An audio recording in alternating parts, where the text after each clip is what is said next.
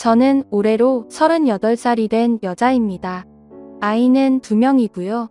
큰아이는 초등학교 1학년 남자고 작은아이는 6살 된 딸입니다.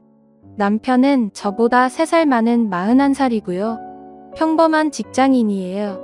저도 재작년까지 직장 생활을 했지만 지금 아이 때문에 그만두게 되었어요. 한 달 전까지 저희 집은 평화로웠습니다. 화목하지 않았지만 평온하기는 했어요. 제가 늘 참았거든요. 그러다 최근 더는 참지 않기로 결심했습니다. 그렇게 마음먹자마자 바로 난리가 나더군요.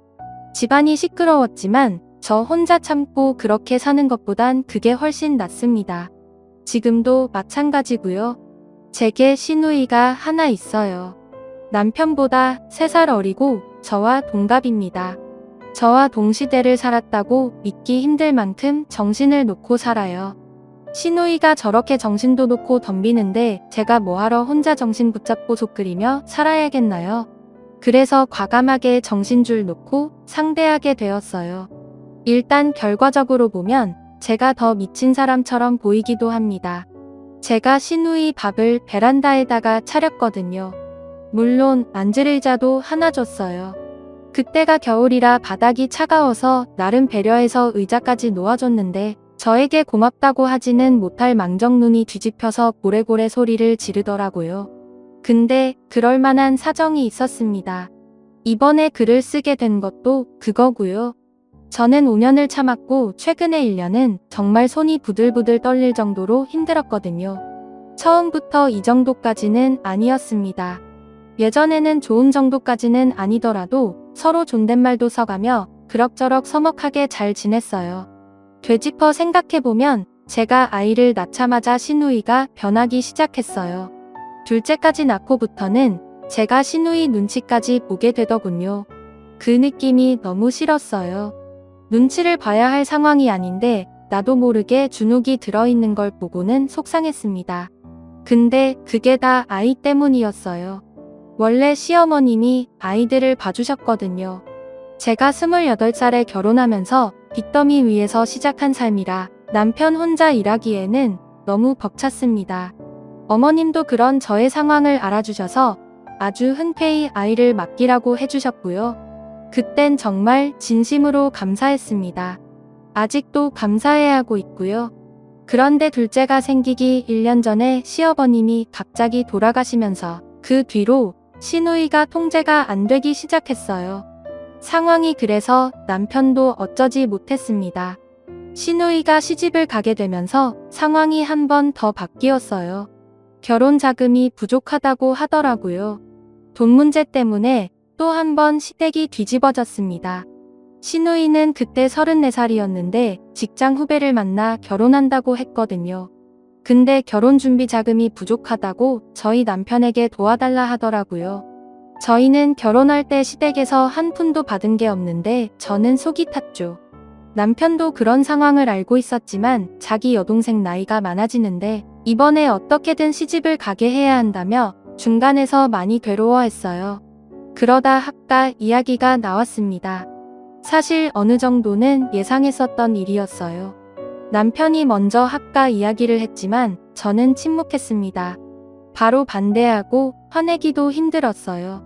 뻔히 지금 돌아가는 상황을 다 보고 있는데 거기서 남편을 몰아세우기도 쉽지 않았습니다. 그땐 그게 착한 건지 바보인지도 몰랐어요. 4년 넘게 시어머님이 아이들을 봐주셨고 더구나 이젠 혼자가 되신 상황인데 저도 참 답답했어요. 그래서 친정엄마와 이야기를 많이 했는데 그때 그러시더라고요. 손주 보는 일이 정말 힘들다고. 당시 저희 엄마는 오빠의 아이를 봐주고 계셨는데 아이 봐주는 것을 절대 가볍게 생각하지 말라며 저에게 몇 번이나 강조하셨어요. 그런 이야기를 듣게 되니 저도 정리가 되더군요. 다음날 제가 먼저 어머님께 학가 이야기를 꺼냈습니다. 상황이 이러니 학가에서 어머님과 함께 지냈으면 좋겠다고, 나중에 맛있는 것도 많이 해달라고 애교도 떨었어요. 어머님은 정말 좋아하시더라고요. 저보고 계속 고맙다고 했는데 그때 처음 어머님과 통화하다가 눈물을 흘렸고 그렇게 함께 지내게 되었습니다. 합가 후 함께 지내며 다른 문제는 없었습니다. 어머님도 많이 배려해 주시고 잘 맞춰주셨으니까요. 딱 한 사람만 없으면 모든 게 평화로웠습니다. 그렇게 몇 달 뒤 회사에 있는데 시누이에게 전화가 오더군요. 받을까 말까 고민하다가 받아봤어요. 그 후에 엄마가 전화가 오고 나서는 그 순간 첫마디가 이러려고 엄마랑 합가한 거야? 그러더라고요. 무슨 소리인가 했는데 역시나 아이들 봐주는 문제로 전화를 했더군요. 이젠 저도 육아 스트레스가 한계까지 왔고 직장을 그만 다닐 때가 온 것 같았어요. 남편과도 이야기했지만 답은 퇴사밖에 없었네요. 어차피 합가까지 한 마당에 전세금 걱정도 없고 그렇게 합가 1년 만에 직장을 그만뒀어요. 집에서 아이들과 함께 정신없이 보냈습니다. 정말 제가 아이들과 있어 보니 이게 참 힘들더라고요. 어머님이 정말 많이 힘드셨을 것 같았어요. 몇 달 뒤 시누이가 갑자기 집에 찾아오더니 드디어 임신했다고 임신 테스트기를 들고 소리를 지르며 들어왔어요. 어머님도 방에서 뛰어나오셨고요. 어머니와 시누이는 서로 끌어안고 눈물을 흘리는데 그때까지는 저도 진심으로 시누이를 축하해줬습니다. 당연히 축하하는 게 맞는 일이었고요. 문제는 시누이가 임신하면서부터 집에 자주 찾아왔는데 이상한 버릇이 하나 생기기 시작했습니다. 갑자기 반찬을 가지고 뭐라 하기 시작하더라고요. 늘 점심때 맞춰서 오더니 제가 차려준 음식은 뭐가 어떻다, 건강에 뭐가 안 좋다 하는데 나중에는 그 음식을 뱉기까지 하더라고요. 굳이 찾아와서 왜 저러나 이해가 되지 않았네요. 입덧이 심해서 어쩌고 저쩌고 하는데 누구를 바보로 아는지 그 입덧 소리를 출산 전까지 했습니다. 저도 아이 낳아본 사람인데 그 소리를 믿겠나요? 그리고 입덧이 그렇게 심하면 냄새도 맡기 힘든데 식사 준비할 때는 거실에서 뒹굴뒹굴 하다가 차려놓으면 저러고 입덧이 심하면 음식을 보자마자 울렁이는데 꼭 주둥이로 먹고는 입덧이 오더라고요. 게다가 제가 쭉 지켜봤잖아요. 시누이 덩치를 보면 입덧이 아니라는 게 분명했어요. 임신 내내 입덧이 있는데 어떻게 몸집이 2배가 됩니까? 남편에게도 여러 번 이야기했어요. 저럴 거면 오지 말게 하라고 미쳐버리겠다고 이야기했는데 남편은 계속 임신 이야기를 하며 참으라고 하더군요. 식탁에 휴지가 없으면 밖으로 내뱉었고요. 그때마다 제가 째려봤지만 무시하더라고요. 밥 먹다가 한번 뒤집어 버릴까도 생각했었는데 그래도 시누이가 임신했으니까 30 중반에 힘들게 아이가 생긴 거니까 참았습니다. 괜히 싸웠다가 아이가 잘못되기라도 하면 큰일 나니까요. 시누이는 자기가 임신해보니 엄마의 마음을 알겠다고 이제 엄마가 되어가는 것 같다고 헛소리를 하던데 엄마가 되기 전에 사람부터 돼야죠.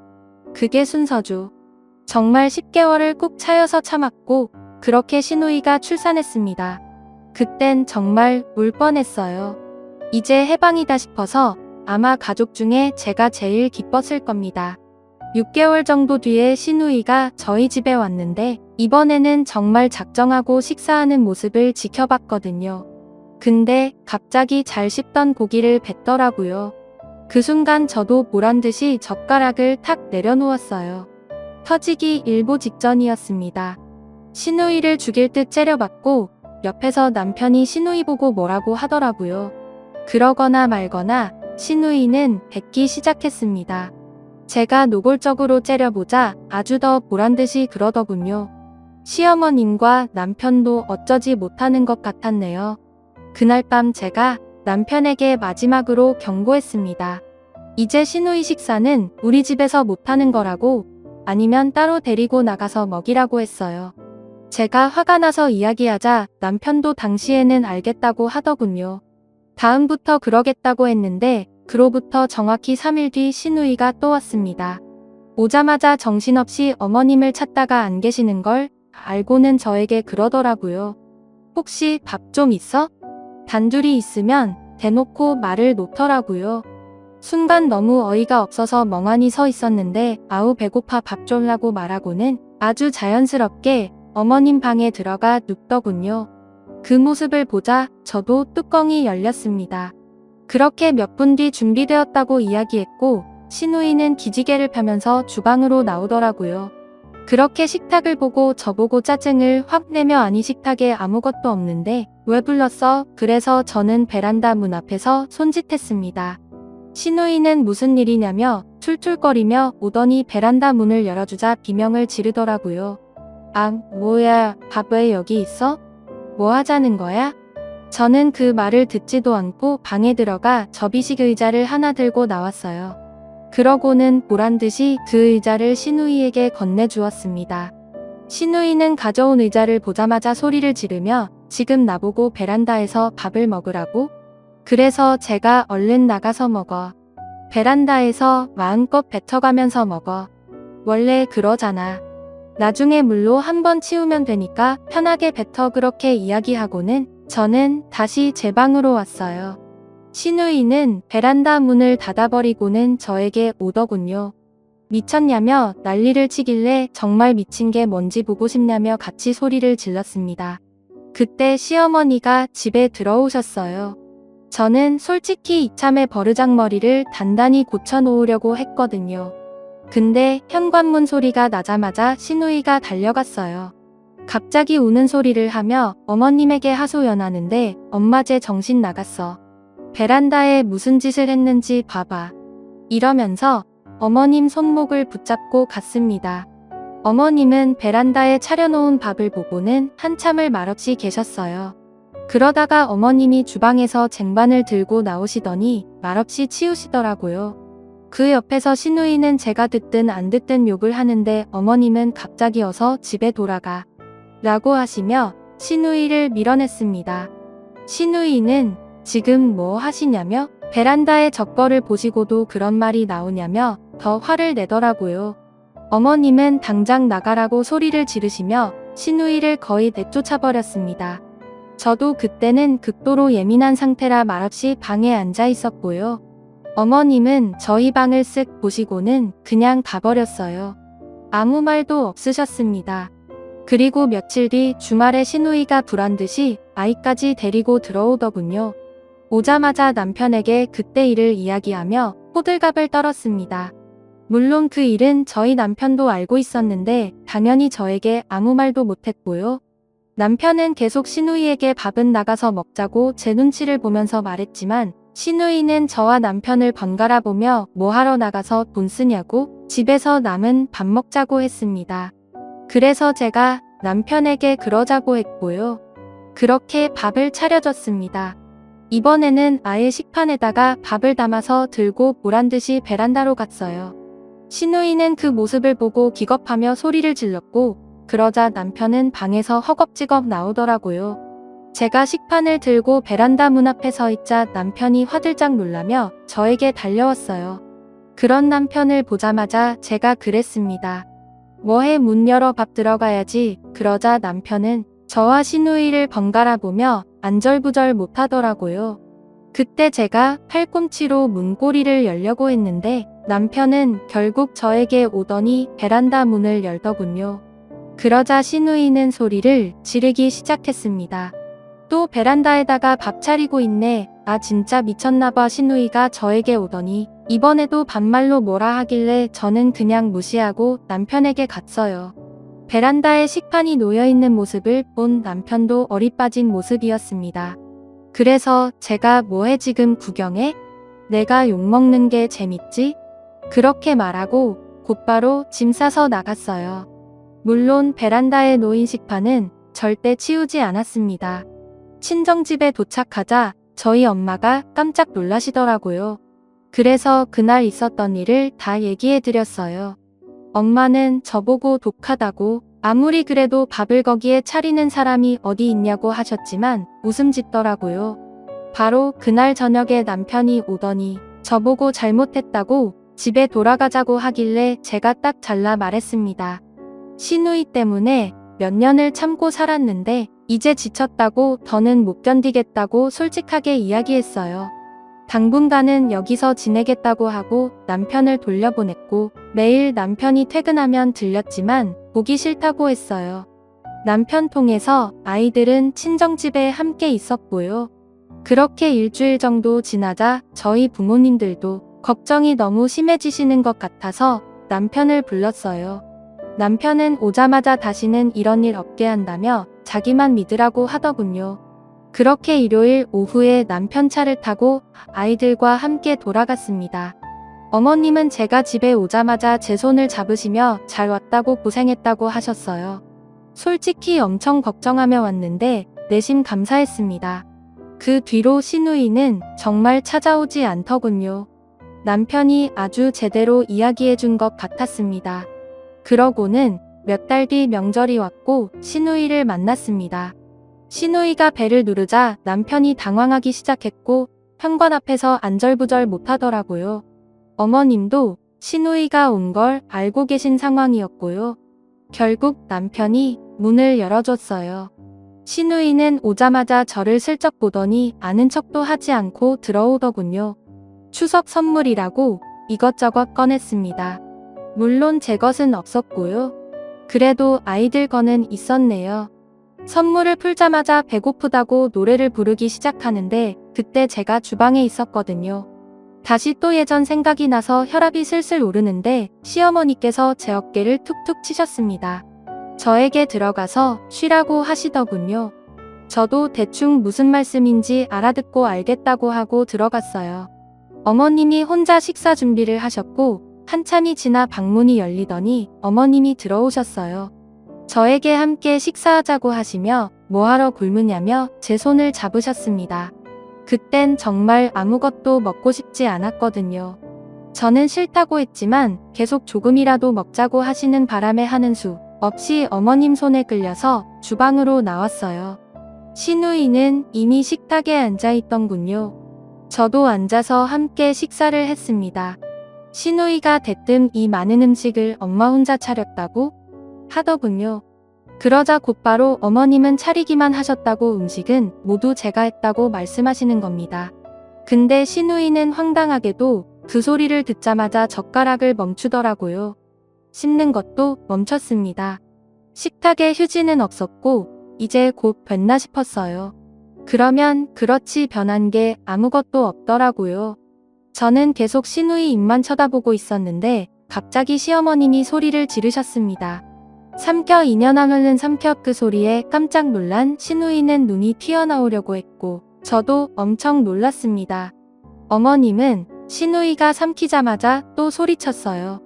앞으로 내 앞에서 음식 뺏는 날에는 그냥 평생 마주보며 식사 못할 줄 알아라. 밥에 돌이 들어있어도 무조건 씹어 삼켜. 시누이는 아무 말이 없었습니다. 물론 저도 아무 말 없이 밥 한 그릇 다 비웠어요. 입맛이 돌더라고요. 식사가 끝나자마자 시누이는 곧바로 집에 돌아갔습니다. 어머님은 시누이가 가든 말든 별 관심이 없어 보이셨어요. 갑자기 저번에 썼던 식판 생각이 나서 이제는 버려도 될 것 같아서 한번 찾아봤습니다. 분명 쟁반 놓는 곳 제일 아래에 뒀는데 어디로 갔는지 찾을 수가 없더라고요. 시누이가 버렸나 싶어서 남편에게 물어봤는데 제가 친정으로 가고 나서 어머님이 엄청 화를 내시며 시누이를 쫓아내며 버렸다고 했습니다. 그 말을 들으니 왠지 더 마음이 편해지더라고요. 이번에 겪어보니 시누이의 그런 모습을 저 혼자만 참았던 게 아닌 듯해요. 근데 만약 계속 참았다면 아직도 그 꼴을 참아가면서 살았겠죠. 제가 생각해도 좀 심하긴 했지만 그래도 잘했다고 생각합니다. 덕분에 어머님의 진심도 알게 되었고요. 그냥 잊고 예전처럼 다시 잘 지내보려고 합니다. 제 사연 들어주신 여러분께 감사 인사 올리겠습니다. 감사합니다. 다음 사연입니다. 결혼할 시기를 놓친 건 아니지만 그래도 이맘때 결혼을 하고 싶은 나였기에 결혼상담소에 전화를 걸었다. 전화를 건 이유는 바로 나이가 30세가 되기 전에 정말 내게 맞는 배우자를 찾기 위해서였다. 난 남들보다 일찍 결혼을 하고 싶었지만 이제 나이 30도 안 된 28살의 나이에 아직도 여자친구 한 명 제대로 사귀어 보지 못했고 그러니 당연히 결혼할 상대자도 없는 게 당연한 지금이다. 이상하게 괜찮다 싶은 여자친구를 사귀어도 뭔지 모르게 썩 마음에 들지 않았다. 사귀어도 한 달 이상은 못 갔던 게 사실이었다.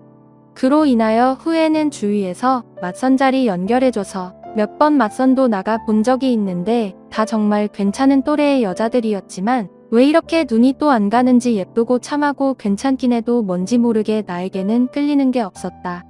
그렇게 난 내가 뭘 원하고 누굴 원하며 어떤 사람과 사귀며 결혼하고 싶은지 아직도 내 자신을 제대로 파악하지 못한 시점이다. 주위에서는 인물 좋고 학벌 좋고 직업 좋고 집안 좋고 등등 남들 말하는 대로 엄친아 수준의 나라고 하지만 정작 난 누굴 만나야 할지 몰랐다.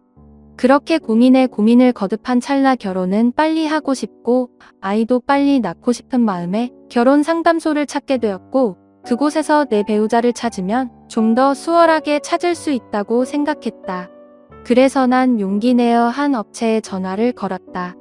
30대 후반쯤으로 보이는 여자가 전화를 받는다. 난 배우자를 찾고 싶어서 전화를 걸었다고 하니까 그럼 우선 만나서 프로필 등록을 하자고 말한다. 그래서 어디로 가면 되냐고 물으니 사무실로 직접 나와도 되고 아니면 커피숍이나 다른 곳에서 만나도 된다고 하기에 난 우리 회사 근처 커피숍에서 보는 걸로 하고 약속을 잡았다. 커피숍에 들어서니 저 멀리 검은색 치마 정장을 단정하게 입은 여자가 보인다. 그 여자에게 다가가 인사를 하니 그 여자는 나보고 놀라는 것이다. 그러면서 본인이 등록할 거냐고 묻길래 난 내가 등록할 거라고 하니까 갑자기 그 여자는 이 일을 15년 가까이 해왔지만 나 같은 남자가 결혼 못해서 배우자를 찾는 건 처음 봤다는 것이다. 그러면서 갑자기 자기는 어떠냐고 묻는데 난 순간 당황스러워하니까 아니라면서 농담이라고 말한다. 근데 뭔가 진담이 가득해 보였다. 여자는 내게 나이도 젊고 얼굴도 잘생겼고 게다가 키도 크다며 여자들이 좋아하는 외모 아니냐고 하길래 난 그래도 이상하게 나에게 맞는 여자는 아직 찾지 못하겠다고 말하니까 그건 걱정 말라며 자신이 하는 일이 딱 맞는 배우자를 찾아주는 일이니만큼 성공 확률 100%를 자랑하는 자기답게 꼭 나에게 알맞는 배우자를 찾아준다고 자신감을 보인다. 그리고는 정확한 프로필 등록을 하기 위해서 우선 증명사진과 일반 사진 가지고 오란 거 가지고 왔냐고 하기에 난 커플 매니저인 그 여자에게 사진을 먼저 전했고 그 뒤 신체 프로필부터 시작해서 학력, 직업, 재산, 가족 등을 말해줬다. 그리고 취미며 성격 등보다 디테일한 것도 말하기 시작했다. 그렇게 프로필 등록을 다 끝내고 나니까 김 실장이라는 이 여자가 하는 말이 이보다 완벽한 남자는 더 이상 없다면서 흥분을 감추지 못한 채 인기 폭발일 것 같다고 말한다. 그리고 니네 이제는 내가 원하는 여자들을 따져봐야겠다고 말하는 것이다. 주로 어떤 스타일을 좋아하냐고 묻길래 솔직히 난 예쁘고 날씬하고 세련되고 그런 스타일은 안 끌린다고 말하니 그 여자가 하는 말이 그럼 아담하고 귀여운 이미지 좋아하시나 봐요 라고 하길래 그런 이미지도 안 좋아한다고 말하니까 그러면 통통한 여자를 좋아하냐고 묻길래 그것도 아니라고 말하니 그때부터 김 실장이라는 여자가 이상하다는 듯 머리를 갸우뚱거리더니 대체 어떤 스타일을 원하는지 감이 안 잡힌다는 것이다. 그러면서 하는 말이 혹시 연상을 좋아하냐고 하길래 난 좀 생각을 하다가 아무래도 그런 것 같다고 말하니까 연상 중에서 그럼 예쁘고 참한 연상이 좋냐고 하길래 그것도 아니라고 말하니 김 실장이라는 여자가 좀 생각을 하나 싶더니 이제 생각났다는 듯이 나한테 딱 알맞는 여자를 찾았다고 말하는 것이다. 그러면서 하는 말이 우리 회원 중에 40대 후반의 과부가 한 명이 있는데 그분과 너무나 잘 어울릴 것 같다고 말을 하기 시작한다. 난 너무나 당황스러워서 과부라니 무슨 말이냐고 하니까 아니 이것저것 따져보니 웬만한 퀸카들은 다 싫다고 하셔서 오목조목 비교해보니까 아무래도 40대 후반의 과부 느낌의 여자를 좋아한다는 판단을 내렸다는 거다. 난 너무나 어이가 없어서 그게 말이 되냐고 따지듯 말하니 김 실장은 화내시지 마시고 자기를 한번 믿고 만나보라고 말한다. 아마 자기 안에 내포된 과부를 향한 마음이 있을지 모르는 거 아니냐고 하길래 난 웃기지 말라며 그런 게 어딨냐고 화를 내며 그 자리를 박차고 나왔다. 집에 와서 생각해도 너무나 기분이 나빴다. 아니 젊고 파릇파릇한 내가 다 늙은 과부와 짝이 된다니 정말 이건 있을 수도 없는 일이었다. 그런 생각들을 하고 있던 며칠 후 김 실장에게서 연락이 왔다. 상대에게 내 프로필을 보여줬더니 너무나 마음에 들어 했다며 그 상대가 나를 만나고 싶다고 했다는 것이다. 그래서 난 그 상대가 누구냐고 물으니 저번에 말한 40대 후반의 과부라면서 화내시지 마시고 그래도 일단 만나는 보라고 한다. 그리고는 약속 날짜와 장소 시간을 내게 말해주며 만약 못 나가면 그건 상대에게 펑크가 된다는 것만 알아두시라며 전화를 끊는다. 난 너무나 어이가 없었다. 하지만 뭔가 호기심이 생겼다. 그냥 한번 나가볼까 하는 느낌이 들었다. 그렇게 난 김 실장이 말한 장소로 나가게 되었고 그 자리에 아주 평범해 보일 정도의 아줌마 한 명이 앉아 있었다. 몸은 약간 통통한 편이고 얼굴은 수도분한 느낌이다. 딱 보기에 정말 밥잘하게 생긴 인상이었다. 난 다가가 인사를 하니까 나를 보자마자 하는 말이 정말 귀엽게도 생겼다면서 올해 나이가 몇 살이냐며 다짜고짜 반말을 하기 시작한다. 그러면서 사실은 나이며 웬만한 프로필 다 알고 나왔다고 말하는데 난 그러냐며 쑥스럽게 그 자리에 앉아 있었고 그 아줌마는 나보고 꼭 피죽도 못 먹은 것 같다며 밥은 먹고 왔냐고 묻는다.